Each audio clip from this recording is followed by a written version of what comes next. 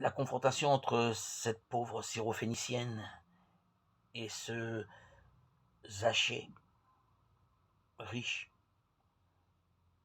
matériellement nous force à constater que la pauvreté est une donnée complexe.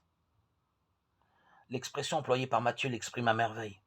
Heureux ceux qui ont un cœur de pauvre. Alors que Luc, le seul qui fasse état avec Matthieu du discours sur la montagne, ne s'embarrasse pas d'une telle nuance. Il écrit « Heureux vous qui êtes pauvres » Luc 6,20. Pour être honnête, il faut dire que Luc, tout au long de son évangile, insiste beaucoup sur la pauvreté matérielle. Il a pour les pauvres de cet ordre une dilection particulière. Cela se comprend dans la perspective évangélique. Mais cette orientation de Luc ne suffit pas à expliquer la différence de formulation entre Matthieu et lui. S'ils sont tous deux héritiers de la même tradition, ce qui est une évidence, les différences considérables dont ils font preuve nous obligent à penser qu'ils n'ont pas le même texte sous les yeux.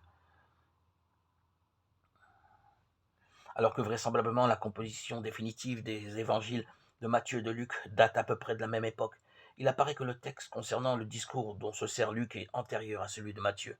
Cela pour une raison bien simple. Le récit de Luc est beaucoup plus court que celui de Matthieu.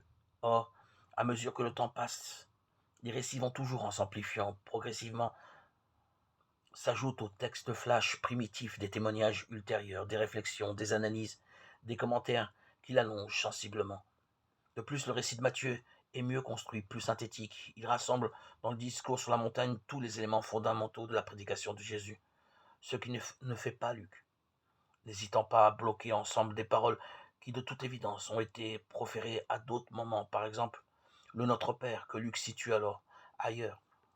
Le texte dont Matthieu se sert est donc postérieur à celui que Luc utilise. Cela ne fait pas de doute.